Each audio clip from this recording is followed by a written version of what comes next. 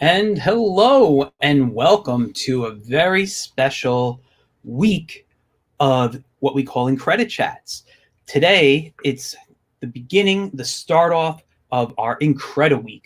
One full week of different Incredit Chats every day.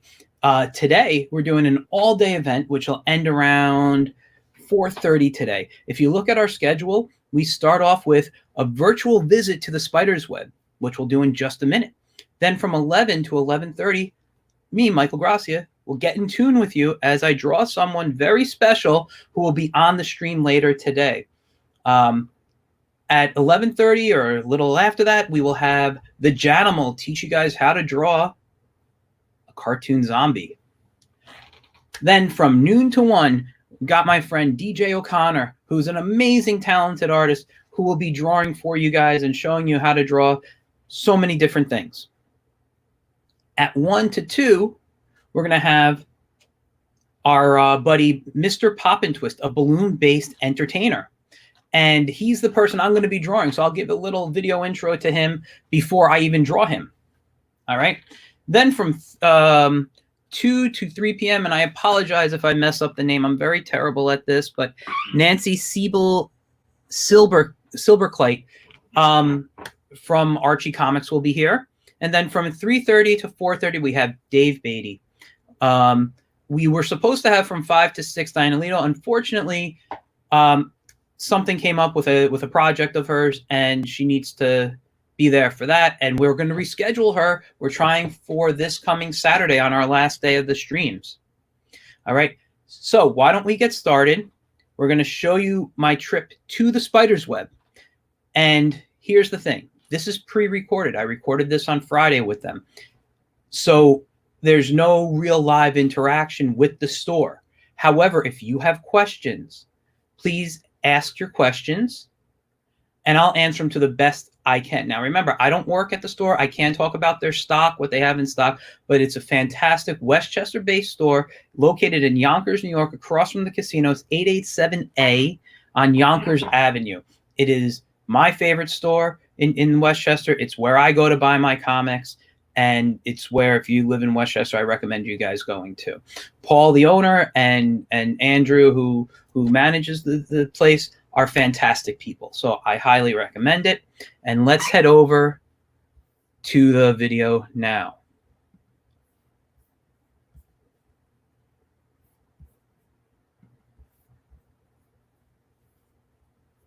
Whoops.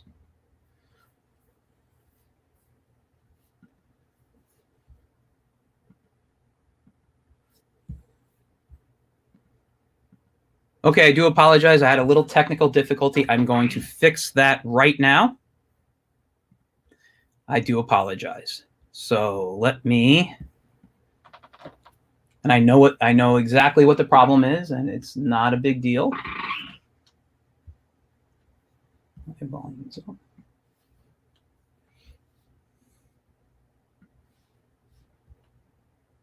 Just give me one moment. Make sure everything's working. Yep. So. Okay. What I'm going to do. So here we go. And like I said, I will be gone now, and you can watch this.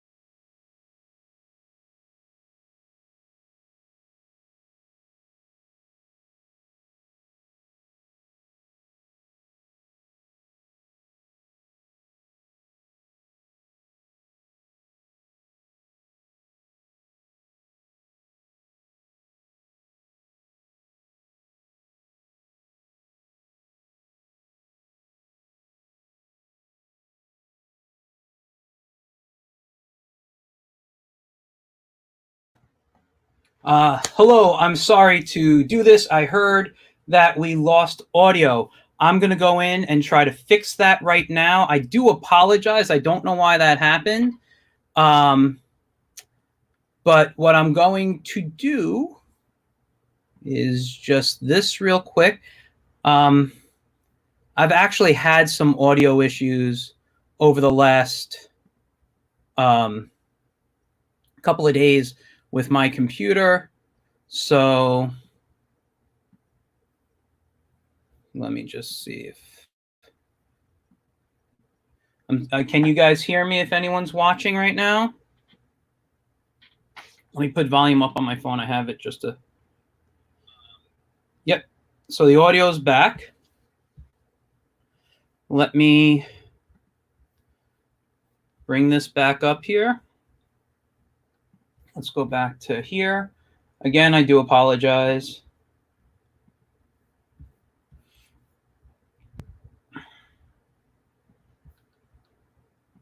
Just coming through and getting some statues. Yeah. You're collecting stuff they wanted to get. That's wow. That Green Goblin is something else. Yeah, that is nice. My God. There's some custom made stuff here, you know, a little dice roller, a little mask. And who's the creator of those customs? So the dice roller was by a friend of ours, Skippy. He goes by the Skippy. Yes. And the little mask was made by Gene Mazza. He's yes. Decay NY Effects. He makes masks, he does makeup, you know, he does all that good stuff. Yeah, we'll throw his we'll throw both their contact info up because they both do great work. Definitely. When that new Double Rejects came out and they did those guys did a con, he did their makeup. Do you have any of Skippy's glass stuff there you can show or no? That was all gone. That's all gone. That was beautiful stuff. Yeah. Stuff. Some customer was setting up a bar in their home, and so they came and bought all these Bruce Wayne, or all the glasses that we had custom made by a friend of ours here. Yeah. Very, very nice. This is our main wall on this side now. So it's you got figures on the top. You got our Marvel section. Marvel section, yeah. Our DC section. Towards the end, yeah. We definitely try to make sure it's very shoppable. Where yeah. I've been in a couple, not to knock any other store, but I've been in a couple stores where, you know, it's not shoppable because the shelves have like trades on the shelves and they put it up very differently. You know, this is our little section. We got our protectors. We got Anubis. We got Spider-Man. We got the owl. So this is our another kids section, another kids feature section. A little older in age, a little higher reading level. Some of them. Yeah. And are those more trades or are those like actual like books, like reading books, if you will? So these are more actual reading books. These up top are actual trades. Mm-hmm. But then these get to like, you know, light chapter books, choose your own adventure. Yeah. Little golden books. Mm-hmm. Just so some kids can't do the sequential yet, and they did like the big letters. Yeah. And those golden books are fabulous. They are. I believe that's the entire Pinocchio movie as a golden book. It's actually kind of thick. Really? Yeah. Yeah, I think I saw that before, like the last time I was in there. I think we talked about that one. Yeah, a little Pinocchio. Yeah. So here's the back section of the store, where on this side will be the DC comic books and Vertigo. Uh-huh. And this will be every other company. This is the Boom Comics, Image Comics, Archie Comics, IDW. Yeah. This got a lot of great books there. A lot of great books. This is the golden section back here. We're thinking about moving this section somewhere where more people can see it because unlike Marvel and DC, where they're making their own movies, there are so many movies and shows coming out that are comic book things that people don't know are really comic book things, and it's almost everything back here. Yeah, I've actually looked through a lot of those myself. It's so hard to decide when I'm in that store, when I come in for a trade. So I'm just always looking for something, you know, just fun, you know, if you will, just like what's going to entertain me right now. Sometimes I don't come in and say I specifically need this and this. Like I just passed Conan. I saw, love the Conan books, you know. Yeah. Some of the best Conan, Brian Wood Conan. Yeah, and I'm like, oh, maybe I'll pick that up next time I come in. Or so everything kind of for me just depends on my mood when I'm in the mood to read. Although I usually shop on the DC side. Yeah, it's like flipping through channels. You're gonna find something to watch. And hey, you mentioned that Conan. I was talking to a customer today. He did want to try something new. He did like Marvel's Conan, but he wasn't feeling it too much. So I told him a much more real Conan was were those Conans, right? The Dark Horse Conan. He's enjoying himself. All you gotta do is ask. Normally, a lot of times when someone comes in, they don't know what they want. I'll ask them their favorite TV show, or I'll ask them what exactly they like in a movie. Mm-hmm. I'll try to find the best comic book to match that. Yeah, when I do a lot of work with kids, and like some of them don't even know,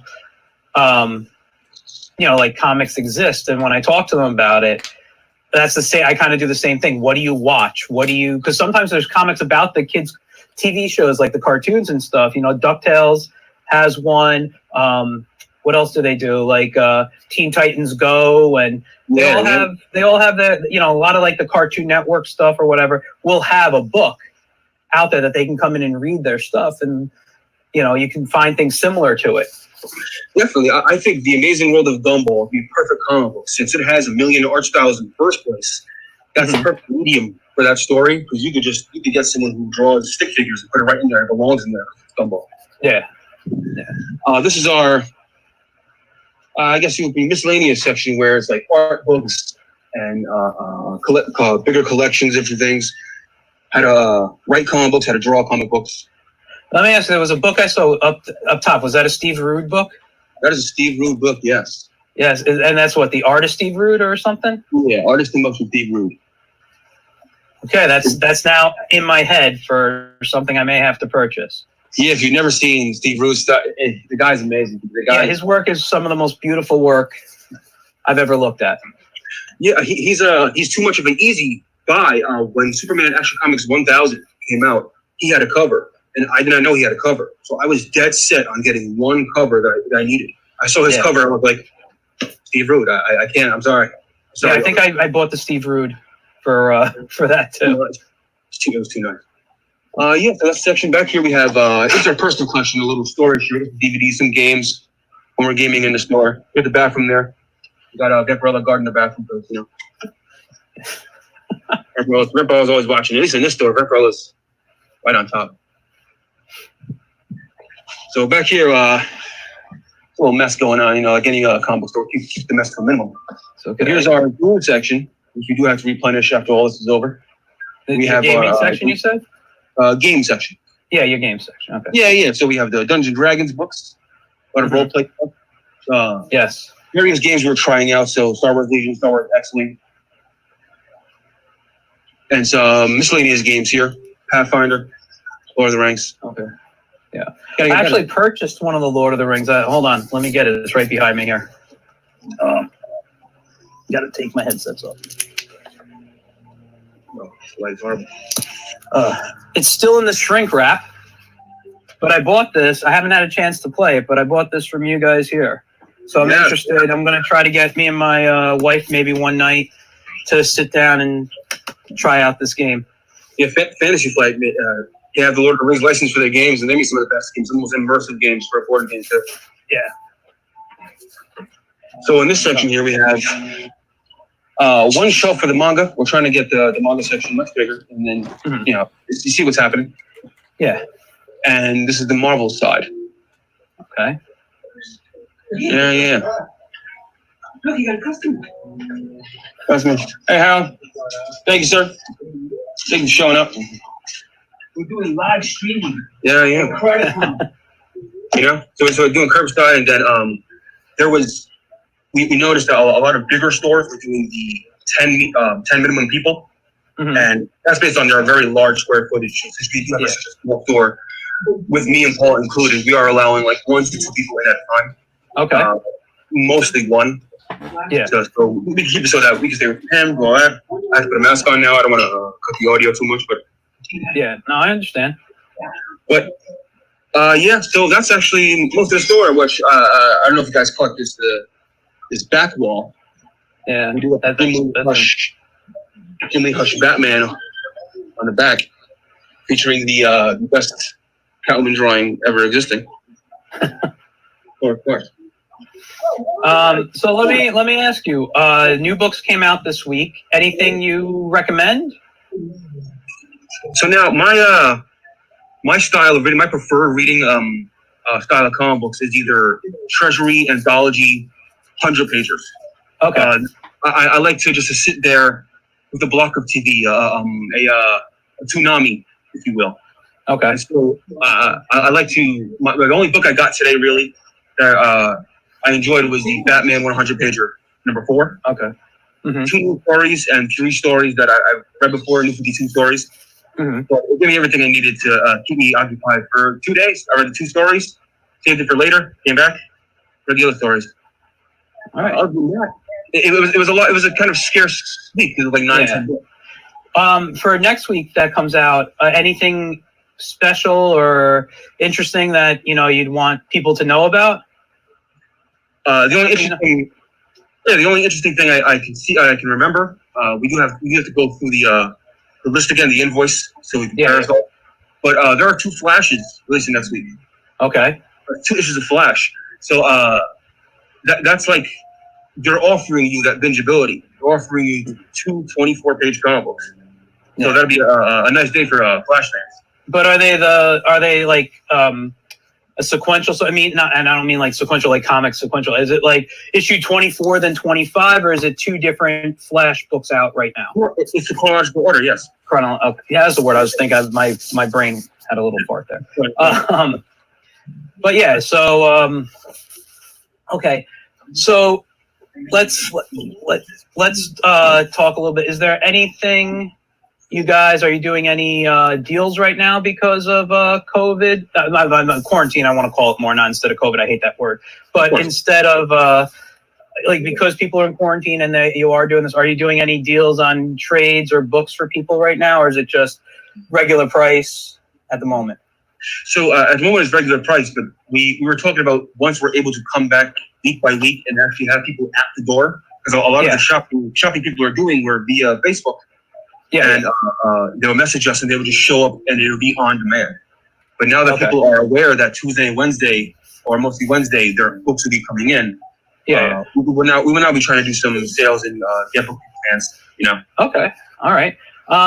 Anything interesting there that you want to show off in the store that you really like and you want people to know? Hey, it's for sale, but it's just something you really, enjoy. That's a bit of a tough one because a lot of my favorite books I recommend this entire time to other people, and when they come in, if I guess I can recommend anything. If you need something to read, this is I'm sure Mike, my number 1 recommendation for any comic in the whole world would be God Loves Man Kills. That was a great story. If you don't know what this is, it's like a full 100% course from what it is to be an X-Man. Mm-hmm. What they go through, how they go through it, and what the message is. Everything it means to be an X-Man is in that book. Yeah, and exactly. It's one of the scariest stories I've read in my life, but I think it should be taught in schools. Yeah, 100%. But they're just funny stuff. For a more adult, from a little more adult crowd, I have been enjoying this Devilman G. Okay. It's absolutely ridiculous. If you saw Devilman Crybaby on Netflix, you will know what Devilman is. I'm sorry, go ahead. Well, that's just the newest iteration. Okay. I was going to ask you, is there any manga specifically that's really good for young kids? Maybe, say 13 and under, because I know, we shut down, and that was more like older teen to early 20s, like a YA audience. Is there something that, coming in, a 13-year-old or even a 9-year-old came in and they'd be like, this is what I'm gonna show them. Is there anything that their manga? What I like to recommend all the time is the Pokemon mangas. Okay. What people don't know is that actually where it's changed up, it is the entire just adapted into a manga. Okay. And I think you were showing me that last time. That looked really interesting. It works so wonderfully. It really does, because he is a little hard to read. Sometimes more than an American comic book does. It makes the story a little more interesting, and it makes the story a little more. It brings it to your mind a little easier. Yeah. Because I do myself love the William Shakespeare Star Wars books, but sometimes I'm like, this is a lot. I wish I had a picture. Let me mention educational. I don't know. I know that I'm pretty sure they don't make the books anymore, but I think you had some on the other side last time I checked. Do you have any of the classic illustrated in? No, Like, those are gone. Those are gone? Yeah, Those yeah. are fantastic books. Yeah, and so I believe actually a teacher came in and bought them. Wow. There was That's a woman. awesome.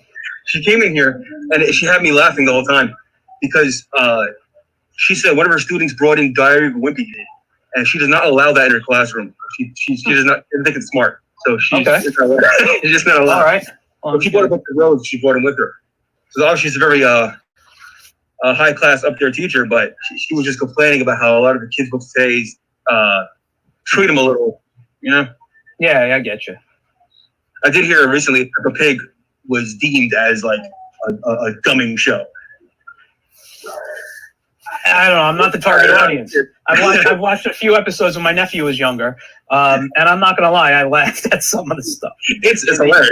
It's Yeah, the humor is really out there. You know, like I don't always know if the kids get all the humor in a show like that. I think sometimes it was written for the parent that's sitting down with them, watching it with them. And like I think Word Girl had that too. I don't know if you ever watched that. There was a show years ago called Word Girl. And it was about reading and promoting reading and different words and stuff. But you know, you had like great voice actors. Like I think Patton Oswalt did a voice. Really? You know? Yeah. So I was like, you know, this is pretty fun. And so I was able to sit down with my nephews and watch that too. You know? Oh, very good, very good. Yeah. I don't know if they still have that. No, I don't think I've ever seen that. But that is the important part about some all ages comic books. Where I remember around Free Comic Book Day, last year we were giving away. We didn't get a lot of books, so we were giving away some books because so many people came to our store. We were out of books. So we were trying to find books to give to kids, and a lot of kids wanted Batman. I noticed there's not a lot of Batman books for kids. Yeah. And that brought me back to selling them full graphic novels of Batman Adventures comic books based off the animated series. Yeah. And how perfect that series is for anyone to read. You can sit there and read with anybody. Yeah. Adult and child will get something out of it for sure. Yeah, no, we were talking about that a couple of weeks ago on one of our streams about how we were talking about animation, cartoons and stuff. And one of the questions was, what's like your favorite cartoon or what's your favorite cartoon era? And I said, it's hard for me to tell because I grew up in the 80s. I loved, you know, I was bombarded with cartoons, toys, comics. It was all there, you know? But I'm like, when Batman the Animated Series came out, it changed storytelling, not just on TV, but I think even sometimes in the comics. And it was like, oh, you can do a bunch of little more like kids are watching the show who are 5, 6 years old. But if you really think about it, it's a PG, almost PG-13 type of show. And I'm like, oh, you know, that was, so I actually have on my shelf over here, I bought them. I know I bought them free. I got Batman. I got the 2 Batman, 2 Superman adventures over there. But we got another question from Kenny Mendoza. Which animated series best represented source material? And what would you think, comic-wise, that you know maybe we could get some people into the comic? That is, for me, that's a tough one because even though Batman the animated series might seem like the 100% answer, for me it was Spider-Man. The 90s Spider-Man. 90s Spider-Man. As close as they can get.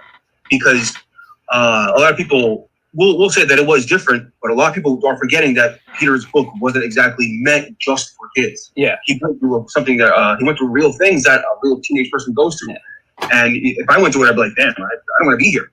So I do think they represented as close as possible that. Batman, that animated series Batman is a little bit of a different Batman. That guy is who we think, oh, he's constantly thinking of himself as Batman in his head and not Bruce. Sometimes in the comics it doesn't reflect that. Sometimes we do get Bruce Wayne in the comic books. Yeah. So he was always Batman. I have to say though, when DC did that era in the 90s of superheroes in animation, I really feel that is how I look at the superhero. That's the superheroes I want in comics sometimes. You know, I mean, I think they, you know, when you had someone like Bruce Timm and Paul Dini who grew up loving these characters, you can see their love come out in these in these cartoons, which then spilled over into the comics. Talking about something like Spider-Man, which I actually agree. I think Spider-Man might have hit it better. I think Batman was, when they revamped Superman for that, and when they revamped Batman for that, I think they took the core personalities of these characters and said, this is who they are at heart, and let's keep it that way. You look at Spider-Man, and they made Spider-Man with the faults and everything that he had. What's your opinion on the X-Men cartoon with the source material from the 90s? Let me tell you. Well, also Kenny Mendoza. If we're talking about any comic book cartoon, which, by the way, he just said my favorite would be Spawn from HBO. That's what I was gonna say. If we're talking about anything, Spawn is the closest to its own material because it had its creator on it. Its creator, Tom McFarlane, was like, I gotta be part of the show or it can't be made. Which I think every creator should do. I think your contract should have, if I'm not involved, then you're not making it. Because no one else is going to know what you made in your head. It's funny. I wasn't a big Spawn fan of the comic. I read like the first 10 issues. It just, at the time, everything was so dark, and it was the 90s, and everything, it's like, to me, the dark ages of comic. Everything is, evil in some way. Even the good guys have to, be dark. But I watched that HBO series, and I loved it better as an animation than I did as a comic. Much better. That character's too beautiful looking of a character. Everything about him, everything about his life, and not only that. If I had a top 5 favorite female characters or female counterparts for hero, Wanda Simmons is number 2, 100%. Him and Wanda and their relationship and what they go through when their daughter, or all this stuff, absolutely amazing. Yeah. But the X-Men series, yes, I would say probably almost a little closer than Spider-Man, if not the same closeness. Because again, you have to tone that down. You have to tone it down because that's going to go through ridiculous stuff. Yeah. We got to save that for 12 years. I'll say my only problem with the X-Men cartoon, you'll see things and watch, and there'll be issues here and there, but my only problem with that cartoon for source material continuity was that they didn't make Angel part of the original team. Like, they didn't know who he was when they started doing that whole Apocalypse story. And do you remember? I don't know. Yeah, I do remember Angel not being as prominent. That's why I don't think about him as all because I think of Iceman. And with always Jean, Cyclops, and Wolverine, and Beast when he comes to us sometimes. But when it comes to the other two, Angel and Iceman, unless they put them, Angel wasn't even in any video games. At least Iceman was in Marvel's Capcom. Yeah, Iceman is one of my favorite X-Men characters. In Spider-Man's Amazing Friends, when he turns the block of ice and he comes out, that's the best transformation of a superhero. I know and all that. That is the coolest thing I've ever seen. Yeah, I remember liking that too. So, and just Kenny also said, Keith David at Spawn will always be iconic, and I can't imagine his voice being anyone else. I don't disagree. Neither could Mortal Kombat in NetherRealm Studio. They got Keith David to play Spawn in Mortal Kombat because he can't be anyone else. If he's anyone else, then that's the point. I'm sorry. I understand that. If he's an actor, it's an actor. But if you're doing an animated Spawn and it's not Keith David, you're going to have a hard time people like that. Yeah. You are. I wanted to do a little bit more. I don't want to call it the tour of the store, but you showed the X-Men, God Love Man Kills. What would you recommend for a DC fan? That's a great Marvel fan, but a book to start maybe a kid or teen, adult who's never really read comics. What DC book would you have them pull? Well, it depends on the hero as well. Okay, maybe do 2 heroes. Give us the top 2, Superman and Batman. Superman and Batman. Okay. Yeah. Now, my personal belief on Batman is I do love him, but since he has this stigma of saying his name, I'm Batman, all of a sudden he just can do it. Because I do like him, but a lot of his stories he ends up winning. Yeah. But if I would recommend any Batman story, I think for the first time, let me go back to that because I think I have the first Superman story I'd rather get. Okay. And I don't think we have it because this one always sells out of the store immediately. Yeah. But give me the title. Maybe I have it near me. So it's Superman, the Last Son of Krypton. It's packed away in a box. I won't be able to find it right now. But I know the one I have. Yeah. I do think the last son of Krypton happens to be, if you don't like Superman that much, if you think he's too much of a soft character, which I saw recently online in defense of Superman in the movies. If you watch the animated series, that dude Superman is not always hopeful. I've seen a bunch of episodes where he comes down and he's not playing games at all. Yeah. In his own League. Well, when they did Justice League and then did the final episode, there's that always like 6-minute clip you can watch on YouTube of Superman and Darkseid going at it. And he's like, I've always felt like I've lived in a cardboard, live in cardboard or whatever. And you could actually take it. I can let loose. And he just punches Darkseid and he's going through buildings and he's using his speed and he's like kicking butt. And I'm like, that's a cool Superman, like when he unleashed that power. Yeah, because he knows. Even in Man of Steel, when they showed it, when Clark, is getting beat up by those kids who get picked on, and he squeezes that thing. He squeezes the pole behind him. It's inherently human of him to want to punch those guys. And not only that, some of us think it's okay. You can't just have 6 of your friends. Exactly. You know what you would feel fine, Yeah, exactly. So I do like that Superman a little bit. But so Last Son of Krypton, if you don't know what that is, that shows a more a little angrier side to Superman, and it made me believe he's not just a Boy Scout. I know there's so many stories that prove that, but I think that's the one that made me believe. I will say this because I've read it. I love the story. I love all I can enjoy interpretations, but I like it when Superman isn't always, getting angry. Like I was mentioning in the '90s, dark era of comics, and we had the death of Superman that happened, and he comes back with his long hair and he's a little angry. There was a time you look at a Superman comic and he never smiled. I want Superman to be that he's like coming down from the sky. He's like an angel coming down to help us. You don't want to see an angel coming down looking pissed at you, Which they did in Man of Steel when he was saving those people. In the flood, he looked like a demon. I was like, oh my God, this is hard. Yeah. So we got Paul picking out some Batman books, honestly. Okay. Right here, I will say this. I'm a Batman fan, but I actually prefer Nightwing to Batman. Same. Very much the same. I like Batman, but I feel like the struggle, I like his story of becoming a superhero a little better.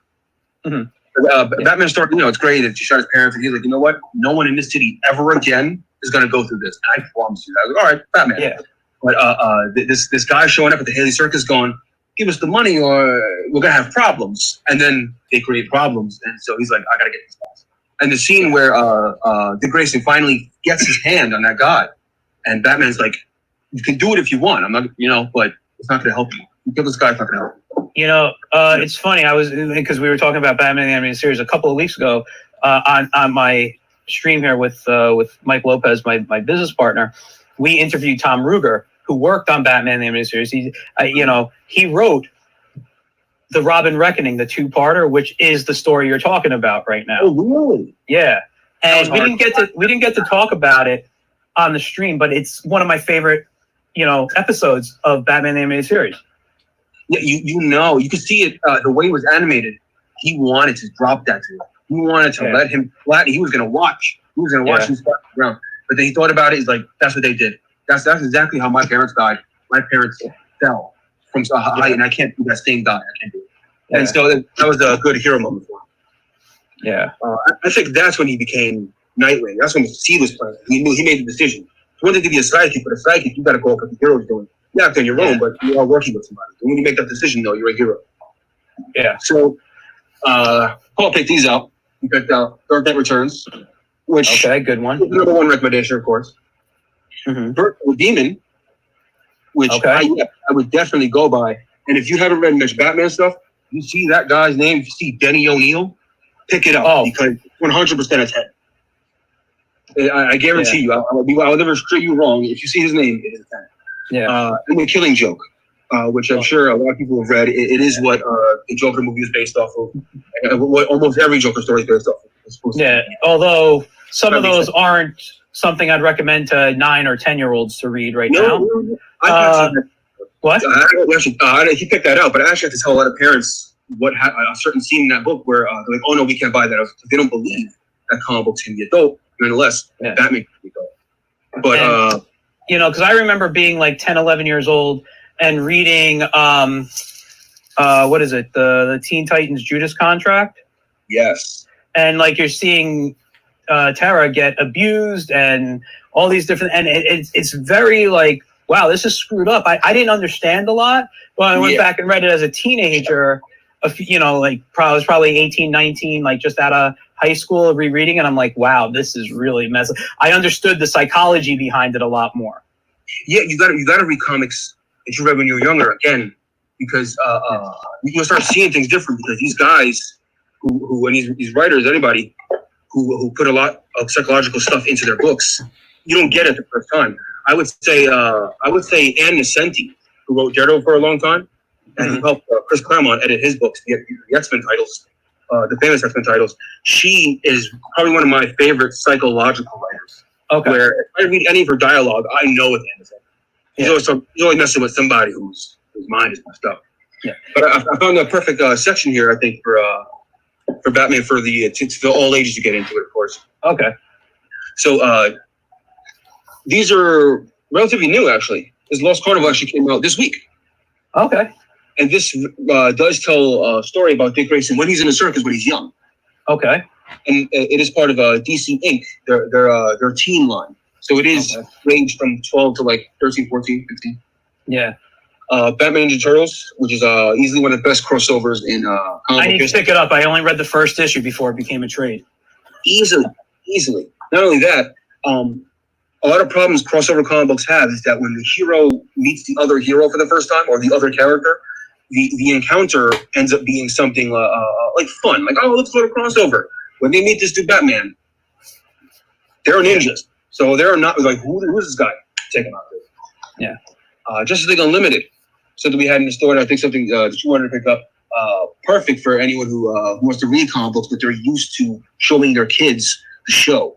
So you want to get them comic books, so you want to go with something familiar that they can get on. And that's all on the DC Universe app and stuff. We got another question from Kenny Mendoza, who says, would the Power Pack be a good start for kids to start on comics? Are they doing new Power Packs, by the way? There was a time where we had went to the Marvel Summit in New York Comic Con, and he said when they were releasing those books where they're bringing back old hero type books, if any of them does well, then they'll bring those characters back. Okay. So old comic books, if you have Power Pack, if you can find Power Pack, I would recommend to those kids, because they handle children becoming superheroes very well, much in the way of Powerpuff Girls, where it's very high action superheroism, but it's also geared towards that 8 to 11 age. You know? Okay. Definitely. Even though the dialogue in those old Power Packs could be a little wordy, so I would read it with the adult. So I would say the best Batman's great, but the best thing about Batman are his villains. Yeah. So if you were to come into the store and you want to get into Batman, I would immediately bring you to this section here. And you see how it's Batman Arkham? Yes. So the Batman Arkham series collects, I believe, books as old as the 70s and as new as like mid 2000s, maybe even newer. Okay. Where they collect the best versions, or what DC thinks the best versions of that character's stories are. Okay. Try to keep it chronological, and they try to keep it true to the character. And of course, Batman's in every single one of them. So if you wanted to get into a character at the same time as getting into a villain, one of their major villains, then I would recommend those. No other character kind of has those. Batman has the Batman Arkham series. There isn't really like a Spider-Man villains series. Yeah. Where they collect it that way. And my personal favorites are Two-Face and Man-Bat. Those are some of the best Batman stories to be ever told. Yeah, I'm a Ra's al Ghul fan. Ra's, and I don't even know if he's for young people. Even the older books are geared towards the all ages. Ra's talks about it. Well, see, what I love about him is that to him, he's not evil. It's like characters like that, like in Marvel, Doctor Doom. Doctor Doom doesn't think he's evil. He doesn't. Magneto doesn't think he's evil. They just have a different. What? I don't really think he's evil either. I mean, I know, but for people be beaten in the street just being who they are. Yeah, and but it opposes who the I guess you would say the law or something like that, the basic rules and moral code of people. You know what I mean? Like, I think that's why they're more villain like, but they're the more interesting villains to me. Yeah, for Black Adam is Superman in Kahndaq. Black Adam's the villain, but in Kahndaq he's 100% seen as Superman. Yeah. And again, in Godless Man Kills, again, not for kids at all, but that opening scene, a couple of children are attacked, and Magneto goes up, and he's like, once more, children are killed in the name of genocide. It's not happening anymore. And so right there, that first 4 pages, I knew this guy got killed. He's doing it at some point, and that's why I love Cyclops' arc so much. Cyclops' arc as a hero, he's on Xavier's side, and at some point, he starts seeing mutants, kids being killed just for being mutants. And now he starts thinking of Magneto, but Magneto's not wrong. We have to start, I can't let them slap the other cheek. Not anymore. Yeah. So it's very good stuff. Yeah. We got a question from Kenny again. Long Halloween or Hush? Which is a better story arc? I gotta say, Long Halloween. Hush is nice. Hush is beautiful. And Hush is pretty much essential to Batman's psyche and to the character of Catwoman herself. But when it comes to deep story, Long Halloween is scary. Long Halloween is like watching an HBO special. Yeah, I think the HBO level comic book, 100%. Yeah. Let me ask, because I'm good. I was probably going to go this more towards the end, but we got a little bit of time left. Now you're a writer. You're actually going to be writing something for me. We're not going to talk about that because this isn't about me promoting my stuff. But you look at comics probably when you're reading. So I write and I draw. So I'm really into story and the visuals. Are you, when you look at it, you're looking more at the story probably than the visuals? I know the visuals help tell the story for you. Yes. Go ahead. Finish. Okay, I very much do care about the writing and the story. I think I must be born from the fact that, first of all, I love telling stories. Mm-hmm. And my first comic books, which I wouldn't recommend to anybody, but my first comic books were Valiant comic books. Okay. And so I was reading Valiant and Image, which is not that great, but one of the very first comics I ever read was a Shadowhawk comic book. And the art was, admittedly, the art was not, it was a mess a little bit. I didn't know who was who. I didn't know what shapes were what shapes. But the story was interesting. And I realized then, very young, that as long as the story is good, I'll do it. I'll read it. It can be stick. You can make that. You can sell that to me stick figures. I'll read it. Sure. Yeah, and but one of the things I want to ask you: who are some of your favorite writers that you'd recommend people reading? Whether it's for kids, all ages, more adult themed. Who are some of the writers that you recommend people to when they're looking at comics to pick up those books? Gotcha. So if you're doing older comic books, I'll start there. I would recommend Roy Thomas. Roy Thomas, to me personally, is one of the best writers ever. Lin Lee has a certain style of writing comic books, and then Roy Thomas perfected that style of comic books.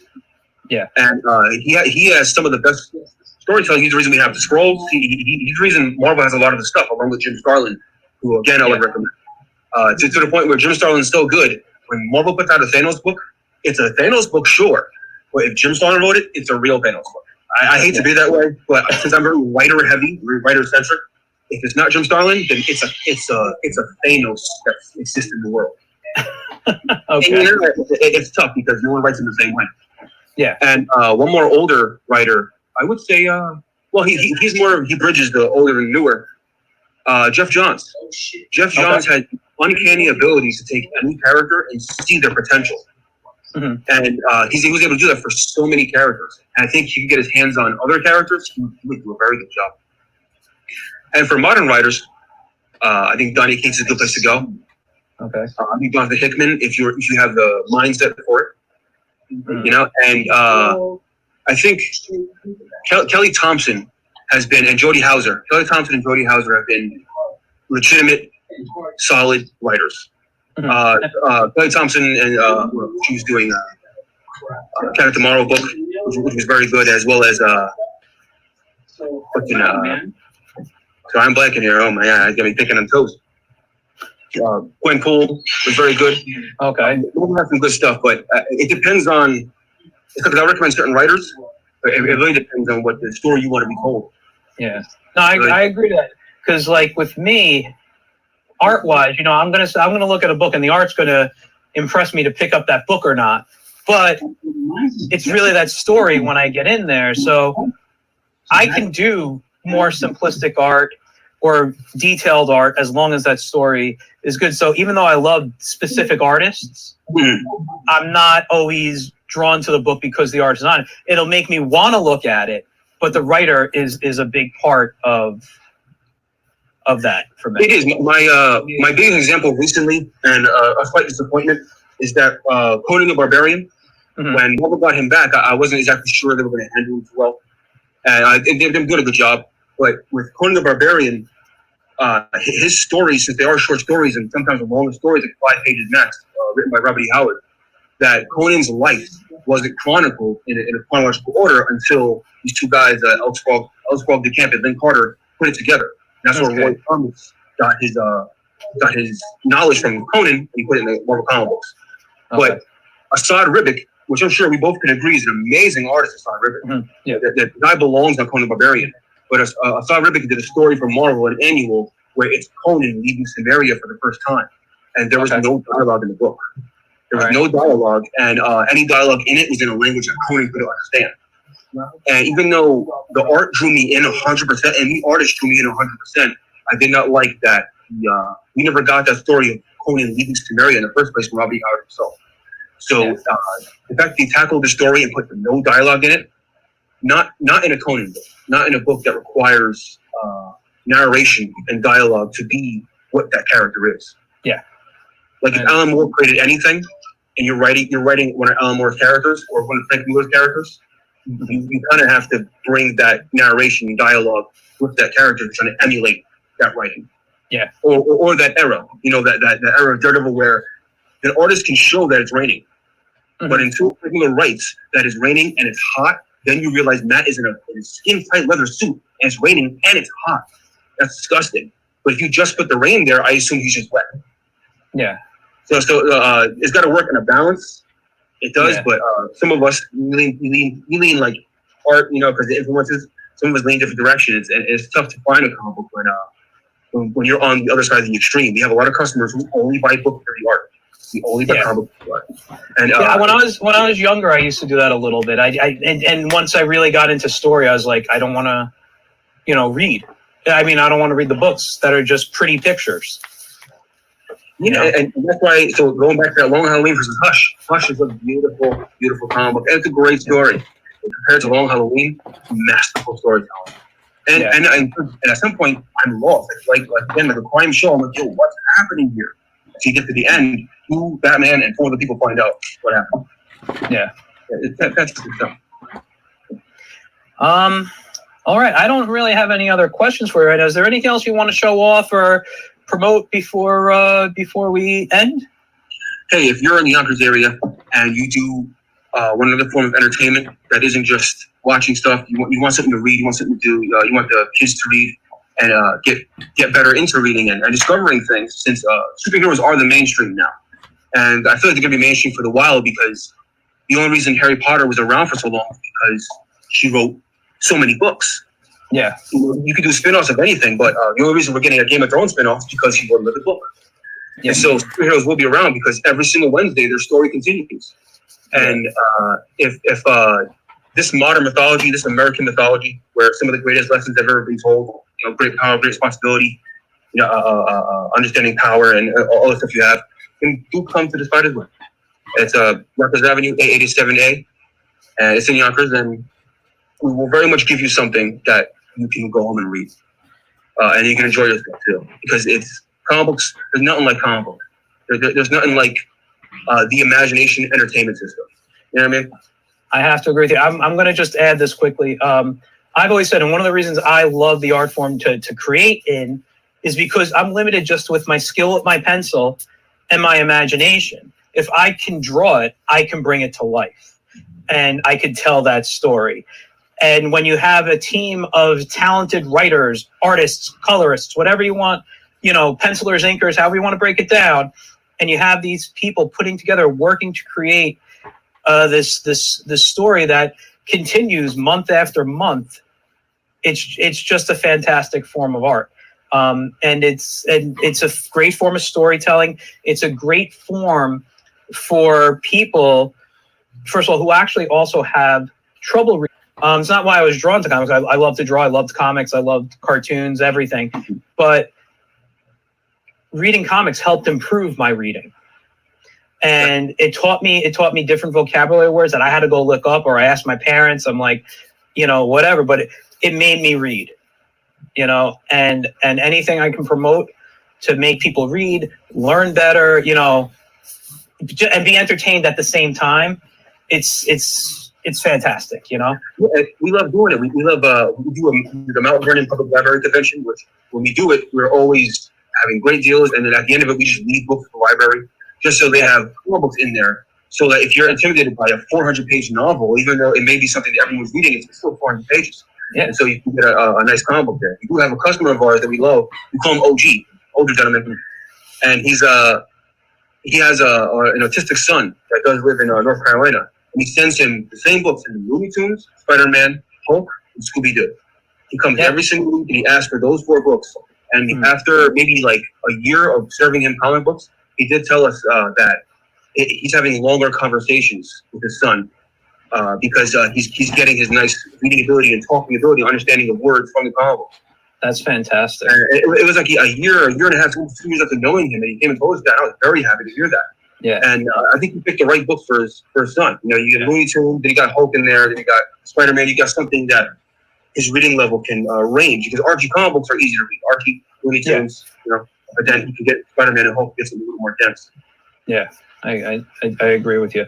All right, well, you know what? I'm going to let you get back to working over there. I want to thank you for hanging out with me for a little bit, showing me about the store. I want to, encourage people. Make sure 887A Yonkers Avenue in Yonkers, New York, across from the casino, right, is where the Spider's Web is located. Tell Paul I said goodbye. He's probably busy off on the phone or something. Well, the guy's busy, but okay. Come on now. All right, Paul. Thanks for letting us. He's busy busy playing his games, right? Well, thanks for letting us come to your store, and I hope as soon as you guys open soon, because I miss coming in. I hope so too. And even though we are a comic book store, we do want you to come through and buy some comic books because we do want people to stay safe. And if you do have to stay home, remember that online, just make sure you do read something. Because I spent some of this quarantine inside, and I watched a bunch of stuff, and I just wasn't feeling it. I wasn't feeling it. And after I read something, I was able to watch my stuff again, but I needed to move my mind away. Yeah, I know. I do the same thing. I do the exact same thing. Everyone's creating. All right, man. All right. Thanks a lot. All right. We'll see you later. All right. Bye. And thank you for checking that out. Coming up next, I'm going to be doing a little bit of drawing, but first, I want to introduce you to a friend of mine. And I got to pull out the video. I thought I already pulled it out.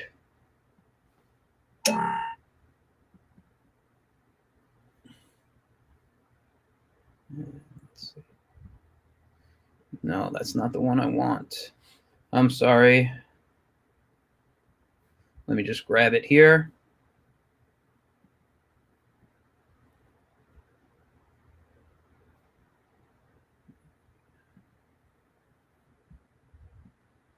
Oops.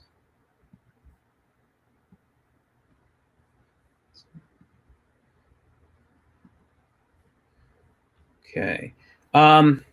What I'm going to do is I'm going to introduce you to my friend, Mr. PoppinTwist, and he's going to do a quick video for you, a quick balloon twisting, I believe, yes. And this is not the one. This one. I'm sorry. He sent me a bunch of videos, and I'd like to show you one of them.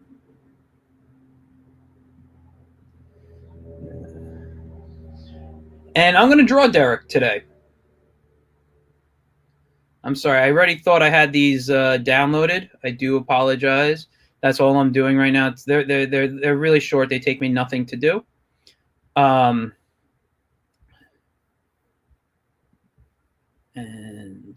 where am I here? So one more video.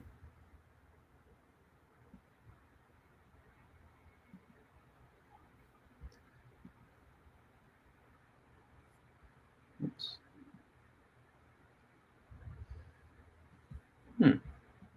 You know what it is? The intro video he sent me, I cannot find for some reason.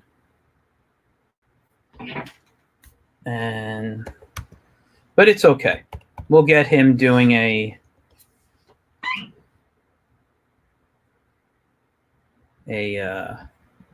balloon here. So let's go with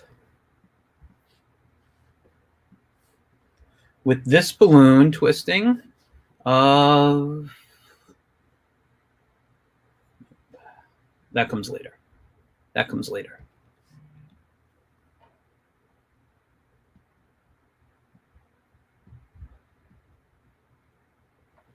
Let's see. So, okay, we're going to do this one here. Let me just set it up.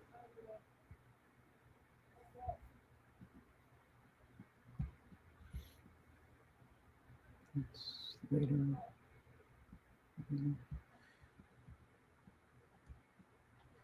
The thing is, I want to play these in order for you.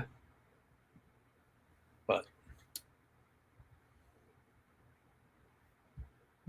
view, enter full screen.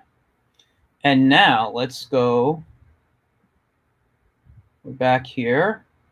And it's not showing it for some reason.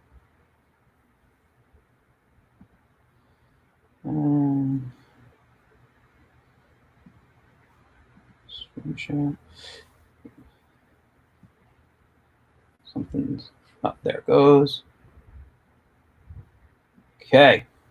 Sorry about that. Here we go. Let's hit play. Hey guys and gals and children and kids at heart, it's Mr. PoppinTwist, and I've got a little something to show you. Who wants to know how to make a balloon pirate sword? Now guys, a balloon pirate sword is the baseline sword in what I do. I love doing this sword. It's nice and simple and easy. What you do is you take the balloon, you twist it in half, you make a U shape like that, okay? You're going to measure it, make sure it looks like it's something that you can get this part of the balloon through, and you're just going to smack it a couple of times like in this little hole and twist it in a circle. Then squeeze some air into the other part of the balloon and make a series of bubbles. 1, 2, 3, 4, 5 bubbles.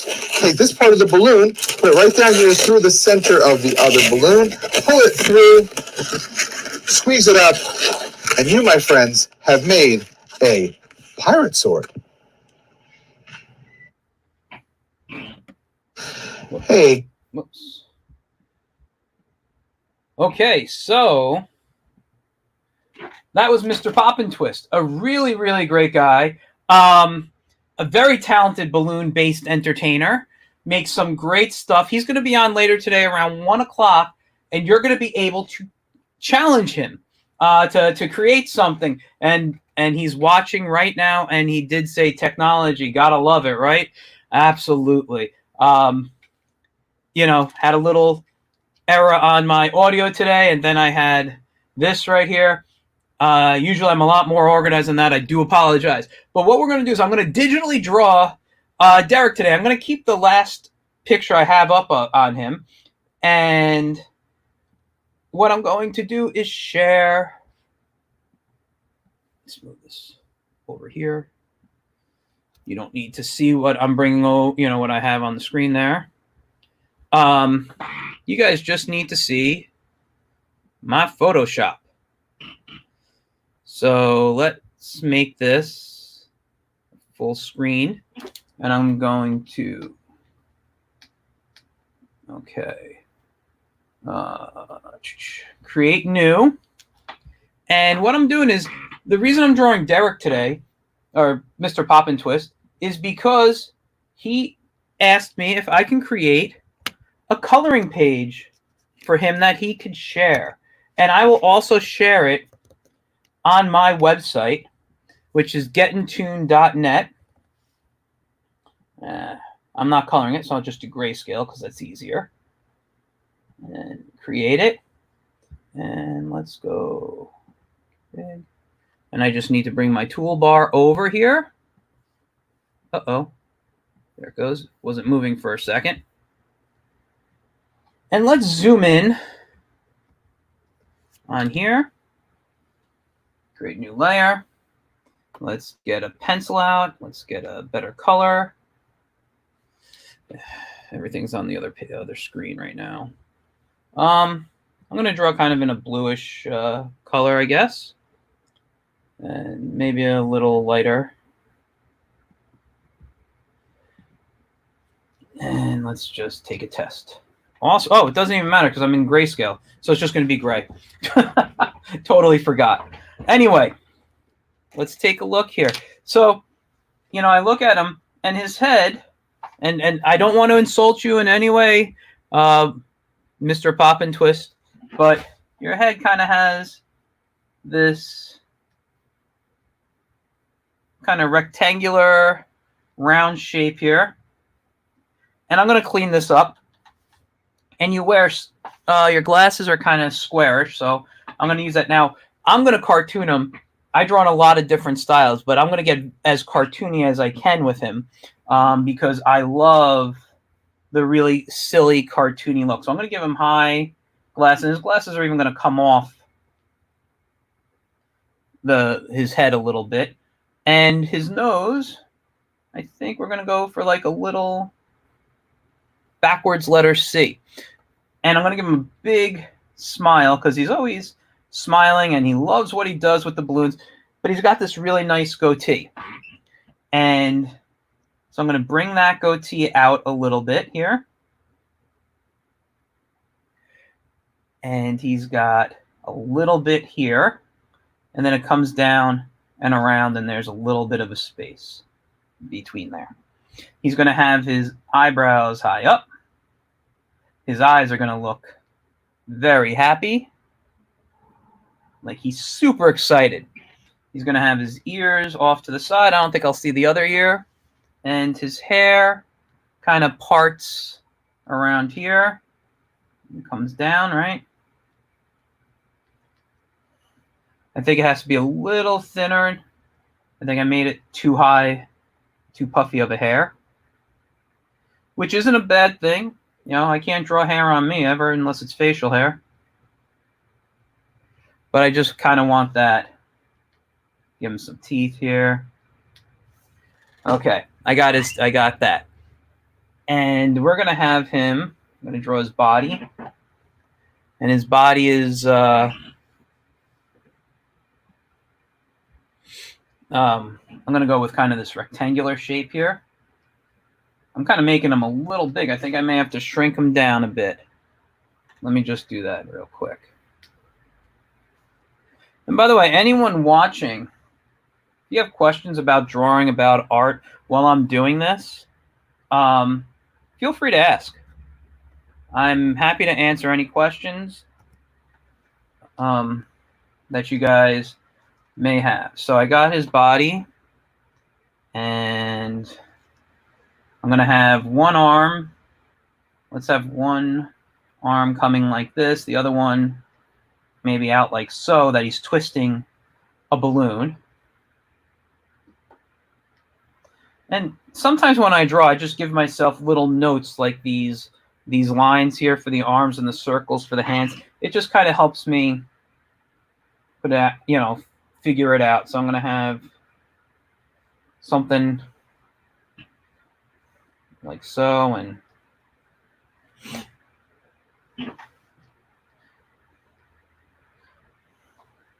and thank you. I'm glad it's very cool to watch. And I'm going to bring out his shirt here on this side, because I can't forget he wears a collared shirt full of balloons, which is like really cool and makes me a little jealous that I don't have a shirt like that, because when I was younger, I actually was into balloon twisting. I will never be at the level Mr. PoppinTwist is. This is something that's a passion of his. My passion is what I'm doing right now, which is drawing. But it doesn't mean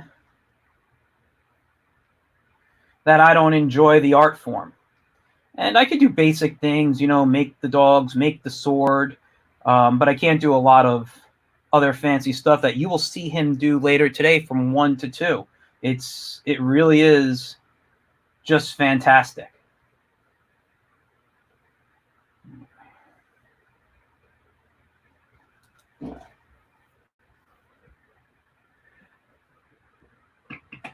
Thanks, Mr. PoppinTwist. I do appreciate that. And like everything else, though, and I know that if I really wanted to, everything is practice. So I can practice twisting. Mr. PoppinTwist can practice drawing, but it comes down to, what do you love to practice? I literally draw all day long. When I'm done and I leave my studio and I go spend time with my wife in our living room or watching TV, my drawing pad's on my lap. Even to relax, I draw. So, and you know what I'm going to do? I'm going to move your eye position that you're looking down at the balloon, or maybe I'll come back to them, because maybe I'm going to put a couple of my characters in here. Maybe you'll be looking at them. So let's get your hands like this, like you got something in your face, and this one's going to be up. You'll see your fingers. And I'm going to put a balloon. I don't know what you're making yet, but the balloon is going to have its twists, and there's going to be things hanging off, and, you know, I don't know, I have another balloon out here. So it's in the process of becoming something. And there's the little end piece of that balloon. And when I color, I won't color this, but when I do ink it, I might add some shines. I'll put a few on to kind of think about where I might want them to go. Actually, not there. Where I want the shines to go, but it doesn't mean it's going to continuously be there. You know, again, suggestions.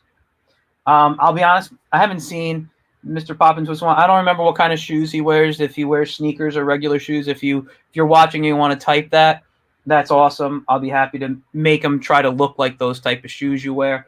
But for now, I got the basic anatomy down of Mr. PoppinTwist, and he's in the middle of doing something. So what I'm going to do now is I created a separate layer so I don't mess up this sketch. I'm going to put my characters in here now. How much room do I got towards the bottom? That's awesome. So what I think I might do, and Derek has made, Mr. PoppinTwist here has made this character of mine out of balloons, and so I'm going to put him sitting on the floor. His name is Plunger Pup. He's a dog who fights crime with a magic plunger. I haven't drawn him in a while, but I do plan to bring him back. And what I'm going to do is I'm going to have him sitting on the floor looking up in enjoyment.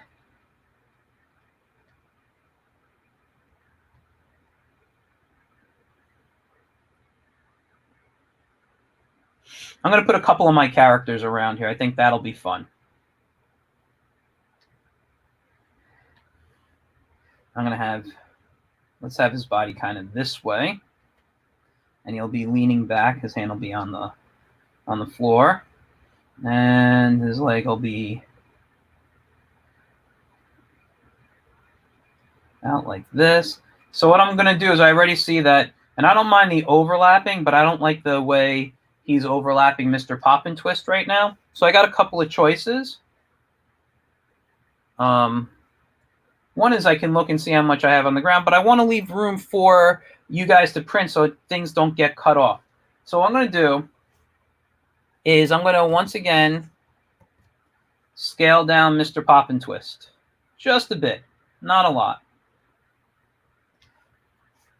And I'm going to put him like right around here.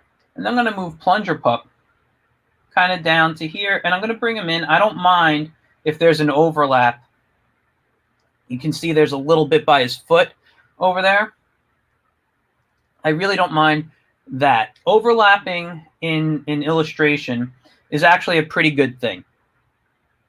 What happens, and the reason for it is it helps, sorry, that belt goes that way, helps create perspective. And there will be his symbol. And I'll have his other arm, so that shoulder would be here. It's leaning back, and we kind of see it like right there.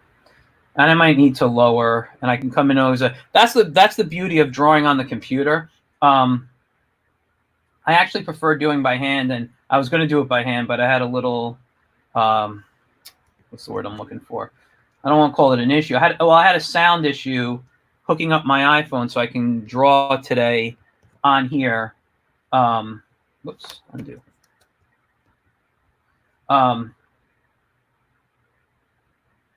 So I can draw on here on the computer. I mean, I could draw it traditionally. I was going to have that overhead, but there was a slight problem. So I'm going to bring him in over here. I'm going to now bring in my character, the Wiz, and I'll put him on another layer. And I'll have him, where should I put him? I'll put him over here. Now, the Wiz was a strip I did for about 8 or 9 months. And it was about a wizard and his best friend, familiar, who was a familiar to him. That's a raven. I'd like another character I'd love to bring back.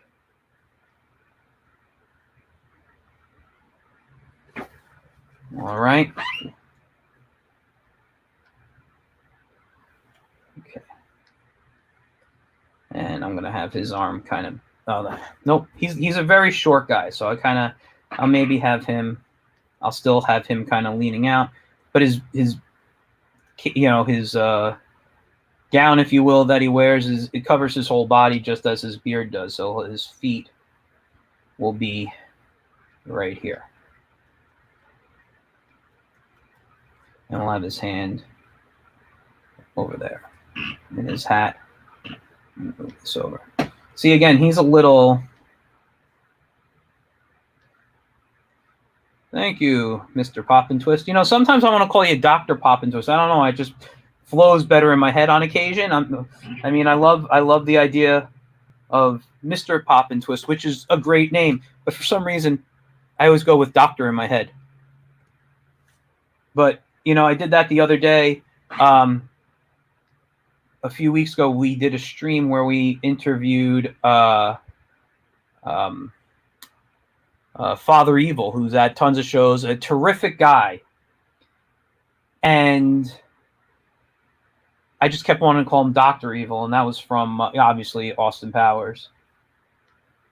Okay, so let's move him around a little bit. There he is. And then I got a new character that's going to be coming out in 2021.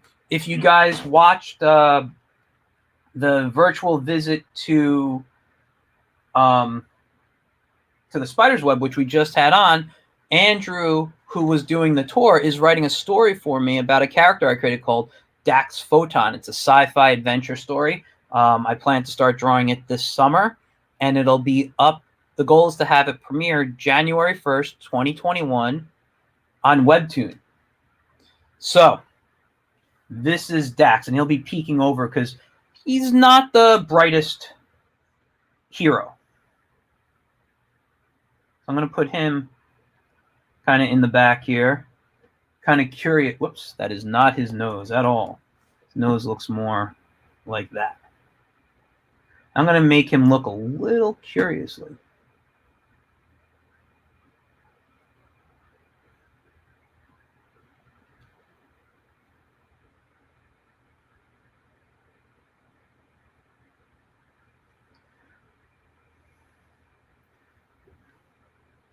Actually, we don't usually see his neck like that. Whoops. Uh-oh. Wrong tool. I should use key commands. Sometimes I click the wrong ones without using them. So he's a big, like, giant of a guy. And he's got his shoulder pads that are here, so his arm would be coming out. And it's okay, because I'm doing these on separate layers.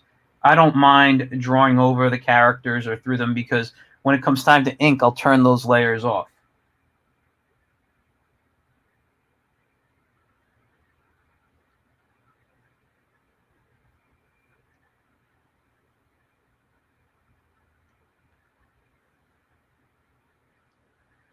And this is one of his, he's got a couple of different outfits, if you will.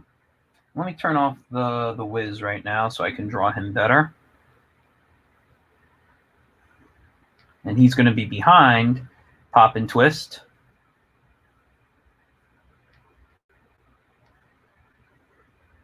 There's his belt.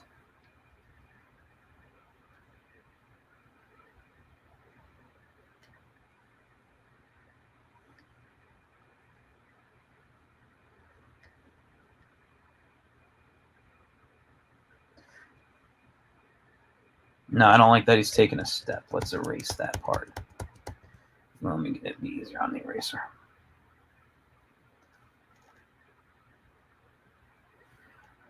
So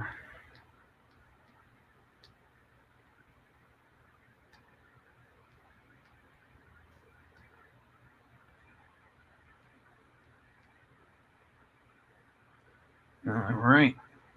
And he's got this, and then he's got his blaster on his right side of his body. And I'll put this shoulder pads out, and his other arm we're not going to see. And he'll probably have like a question mark, like he's confused, which kind of makes sense of his character. And I don't want his feet to be lower than the whiz. So what I'm going to do is I'm going to lift him up a bit. And what I might end up doing, because I want him to be a cartoon character, a little shorter than PoppinTwist here. So I'd like to shrink him down a bit too, which might be able to make me add a bit more to him. And I know this looks really, really messy at the moment because it's just all these scribbles. And, you know, I'm going to probably shrink this. How much room do we got at the top? See, we got a lot of room at the top. So what I might do, and I select all the layers, and I'll just move this up, and then maybe I'll bring Plunger Pup and the whiz down just a tad. Not a lot. You see? And it kind of fills up the space more. And I could add text and put, you know, Mr. PoppinTwist or something down up at the top and then down at the bottom. Now, based on time, I'm not going to get a chance to finish this at the moment. I will finish this later today. And I've discovered I'm going to put your eyes looking at the balloon. I'm going to finish this later today because I have something else coming up. We're almost at noon when I believe DJ O'Connor's coming on to do some drawing with us, and then Mr. PoppinTwist will be on at 1. So what I'm going to show you though is how I would ink a little bit. I'll do a few minutes, and then coming up next is my good friend the Janimal is going to teach you guys how to draw a cartoon zombie. So let's do. I'm going to turn off the other layers. I'm going to start with this one here. I'm going to lighten it up. I do a little bit of a fade. And then I'm going to go above here. And usually I label my layers. I wasn't doing that right now. And I'm going to call this inks for PoppinTwist. Let me get the WI. And I like to ink sometimes on separate layers because I can still move around and not worry about it. So I'm going to choose black as my color. And I'm going to choose a brush. And I like the what we call the pressure sensitive brush, where I can kind of get thin lines if I press lightly and go to darker, heavier lines. See, look. You can see my line gets thicker. So I like to use that when I ink in this program specifically, or sometimes I create my own brush. But if I up the brush size, like right now, what you saw before was 8. This is 10, very light. I'm getting a heavier line. If I move this up to say 15, you can see the difference. All right.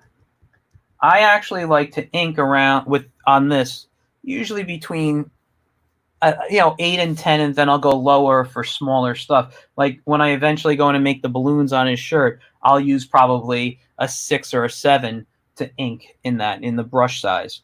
If I was inking this traditionally, I'd probably use a brush pen, so I can get that flexibility. So let's start with a 10. Where am I at? That's a 15. Let's bring it down to a 10. And now, one of the things I do when I ink is I like to rotate the paper in this program so that I can, because I rotate traditionally when I ink. And I'm getting a bit of a line that is, what's the word I'm looking for? Not steady. So the trick when digitally inking is to zoom in as much as you can without it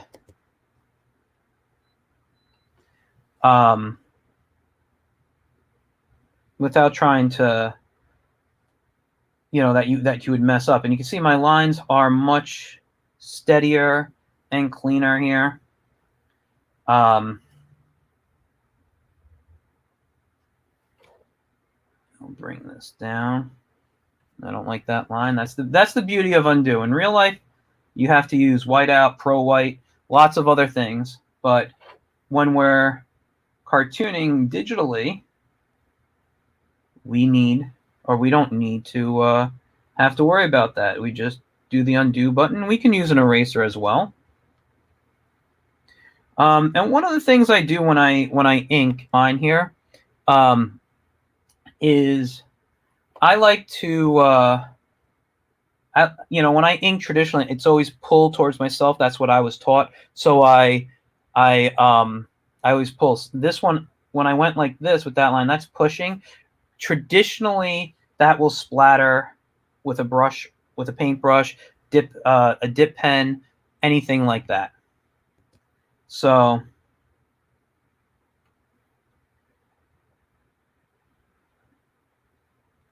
I don't like that. And sometimes you'll notice I really wanted that thin line right here. Otherwise, I would have rotated the other way to give this the thin line up in this part. That wasn't what I really wanted. So I'm going to move this, and this one's going to be a little straighter. It's not bad, but it could be better. So what I'm going to do is I'm going to rotate it in this way, because rotating it this way, I think, will give me a better line quality. And when you ink, whether traditionally or digitally, don't just start where you left off. It'll create a little point, almost like a little point there that doesn't, that won't look great. Go in a little bit so you can blend with the line. Now that's not bad, but I think I could do better. Actually, that one's not too bad. I think I like that one. And come in.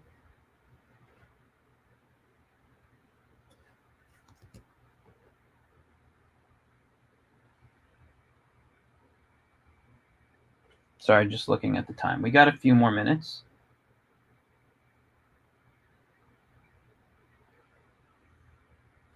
That was too small. Let's get that.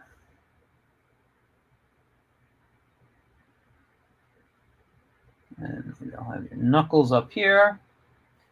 And here is where this connects. Actually, you know what? I'm going to save the balloons to do last. Like right now, I'm inking at a 10. If I go down in my brush size, let's say to a 7, we can see the difference in them there, right? And I'm going to have a little bubble in that to show that it's being pressed down on. And that's a little bit of a wrinkle in there. Hi, Ashley. Thank you for thinking this is cute. And then we had, maybe I'll add a little, like, this is getting this is kind of fat because you're, like I said, you're squeezing it and you're pushing air into this. I don't even know what you're making here. And maybe I'll put some lines in here like it's, you can see that it being squeezed. I'll do the same up here.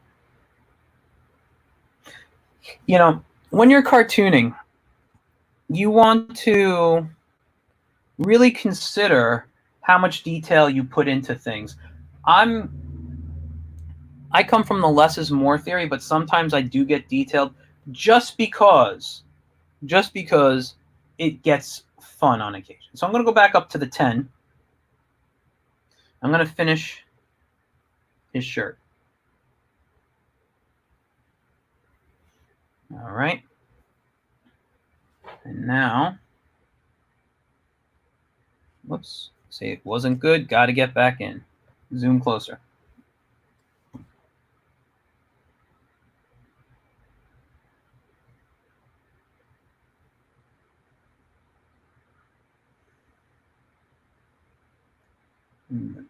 Four, and then there we go. Let's bring that.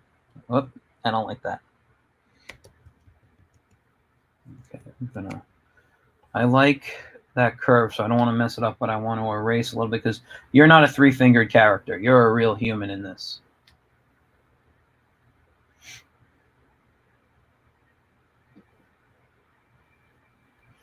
I think I like that better. Let's, whoops, that's not what I wanted to lower that. I want to keep at 10.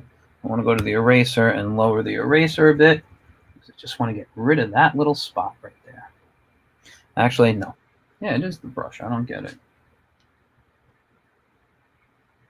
So I'm going to go in and do a little erasing. And let's zoom out. See how that's looking? I think that's actually looking pretty good. You know? Let's zoom in real quick. I got a couple of minutes, but I'm going to end in a moment.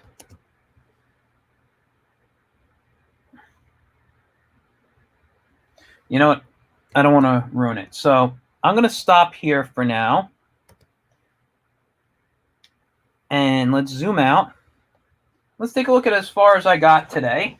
I got my characters in there and what's going to be happening. I got Mr. PoppinTwist right there, making something out of balloons. Later in the next couple of days, I'll have it finished up because I'm doing all day streaming today. I'm not going to get really enjoys it because, like I said, this is going up on as a coloring page that both of us will give you. Go back over here. That's not where I want to be. Here it is. I'm going to remove that from the stream, and I'm back. So now is I'm going to have you check out my friend, my very good friend, the Janimal, who will teach you guys how to draw a cartoon zombie. So I'm getting ready to set that up right now. And I've already watched this video. This is a pre-recording. I'll be happy to answer any questions I can through the stream, but this was a fantastic, fun piece that he did. So let's check it out. And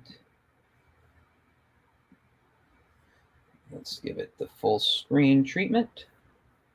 And here we go. Hello, it's the Janimal Draws, or the Janimal, really, I go by the Janimal. And don't mind the yelling cats in the background. But one more time, what shall we draw today? We shall draw. Let us draw. And so when you swirl your hands around the round, it's time for, well, let's draw a zombie. So zombie is kind of scary, it's kind of true, but they don't have to be. And again, we don't always start with shape. And we're going to use, so it's kind of like we're drawing a head. So today I'm using a 5H pencil. So first we used the blue pencil, now we're doing the 5H pencil as a start. Good zombie head shape. I do a line down the middle for my eye, that's for eyes. And we will do this. Okay. Eyes live here because zombies have sunken eyes. We're going to put the eyeballs a little smaller than normal. Nose is kind of shrinking in, so we'll go with this. Mouth has also shrunken in, and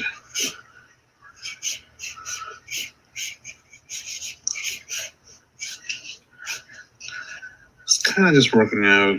I like try to loosen cartoony and don't really make definite lines yet, but have that mouth all sunken in, I do little wrinkles because the mouth is withering away. Teeth don't have to be perfect because it's a zombie. Look how lumped together. All right, and little cheekbones. And again, you can do this where you're kind of just building shapes as you go.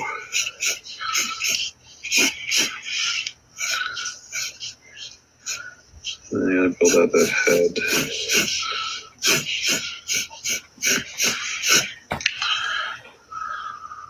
See, it's not really scary. Stylized, if anything. All right.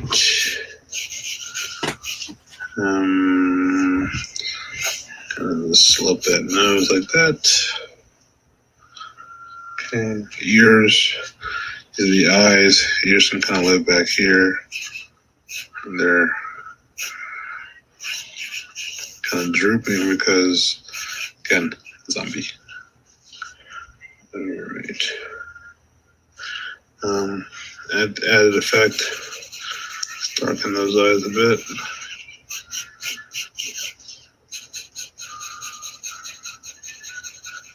And then gives it that hollowed out, sunken look. Darken in this part. We'll show the tongue. Lives there. So everything above that tongue is dark. Sinewy. The zombie head. The zombie's looking at us, so let's do pupils right there. Okay.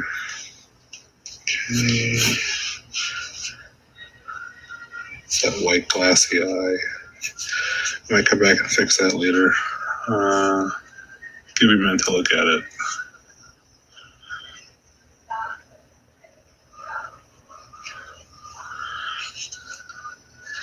All shaky bouncy. Sorry.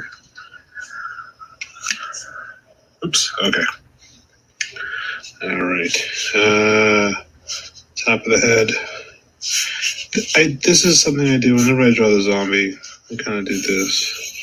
Just kind of show like the skin's kind of withering away. Put little pock marks on it. Hair. I do a little just random loose hair. All right. So it's not really scary. Let's do the neck. Zombie neck, kind of doing this.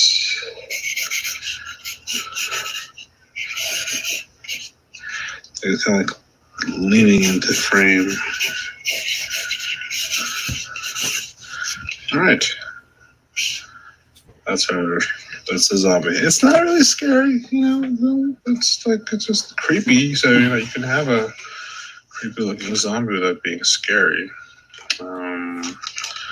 Mr. Pentel brush pen. And again, really laying on that ink. So this is the fun part where you can make your drawings really pop out if you want. You build out that brow over here.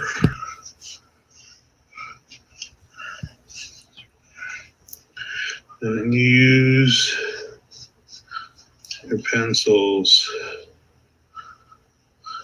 as a guide.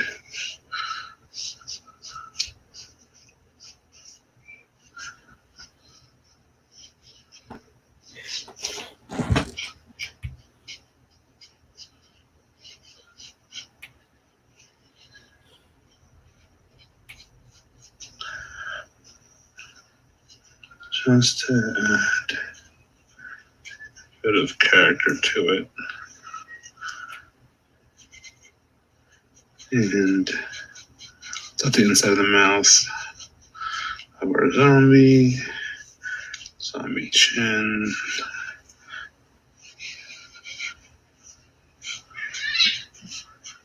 I've got cats fighting behind me. That's okay. And I'll do little things like this to like kind of show that it's old and withered. Okay, then let's do that ear.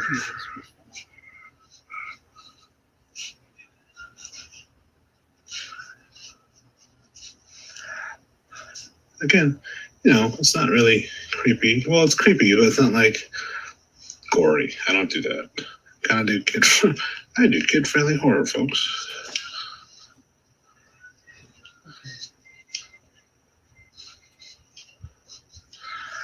I give that nice sunken look.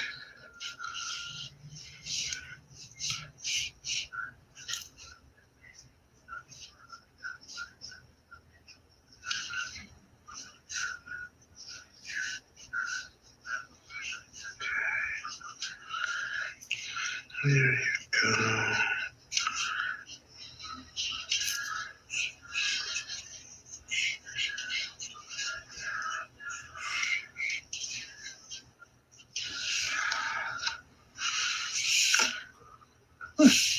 Zombie.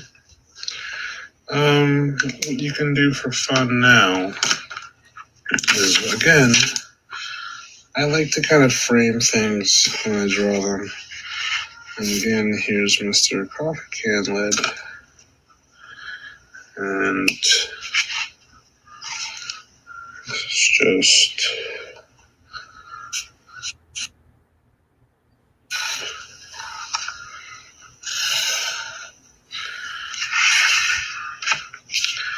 adds a spooky effect. And what I'll do, just for giggles, I carry this little watercolor set. Keep that handy. And I will break it out every once in a while at conventions. It's great to travel with, number one. It's even better when you have water in it, but we will just see what we can squeeze out.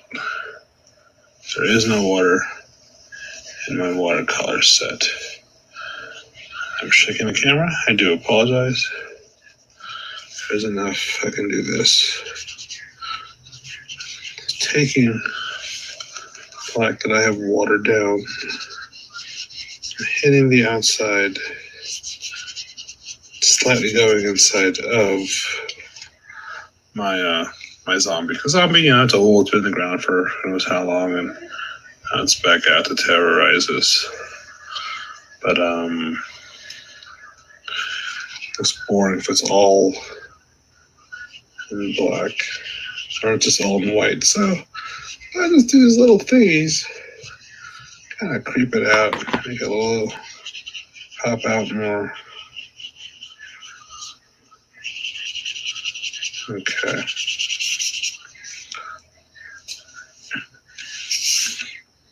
Yeah, typical zombie. I'm not gonna color this in. I'll do this.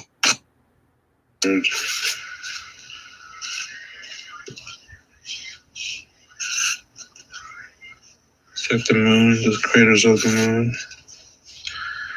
And I guess we could do this, so we'll just do this really quick.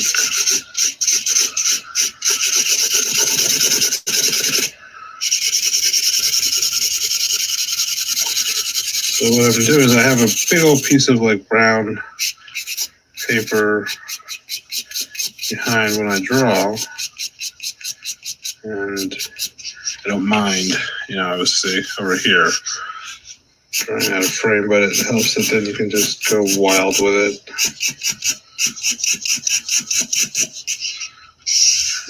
Here.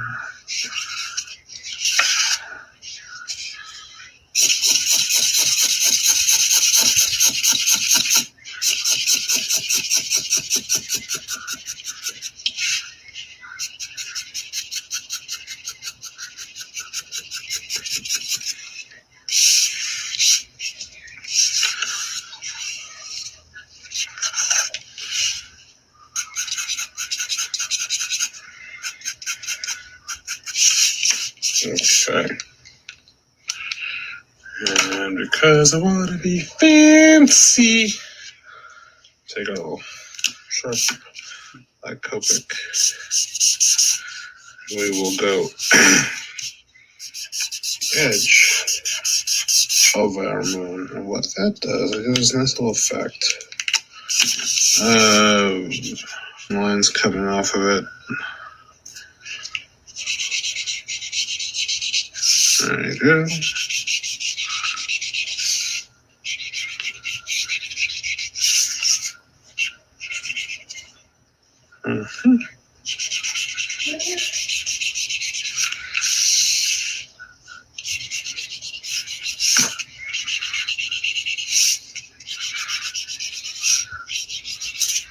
No. My print has fallen off. So sometimes Copics will not play nice. So you kind of just got to be gentle with it. Otherwise you'll end up with smudgy fingers covered in ink.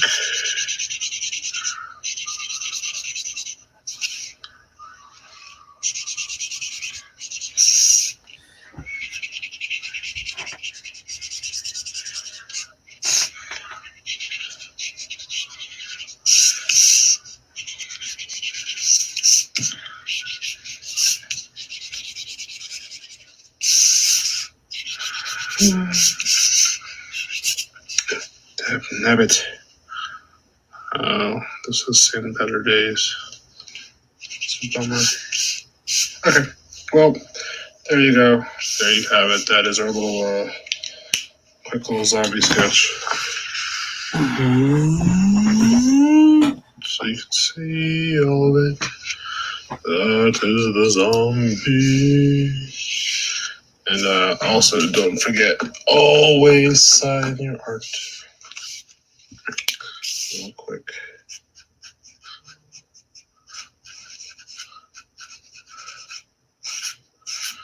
All right. Thank you for tuning in. It's your friend the Janimal. Stay spooky, enjoy the zombie, and have a good one. Okay, thanks guys. Bye.